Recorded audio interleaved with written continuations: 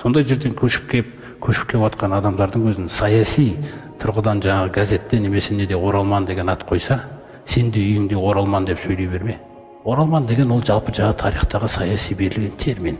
Бірақ сен де үйіңде анау оралмандар деп сөйлегені хақың жоқ олай. Егер соны қарайтын болсаң, оларға да тапсырылды дінді.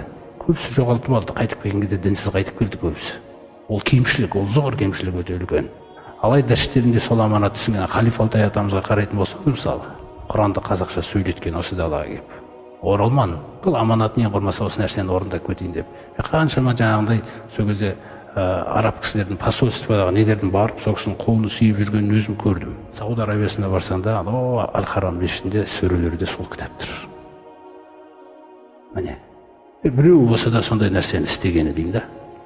Сондықтан ол дінді құрметтеген адамды Алла тағала құрметтейді.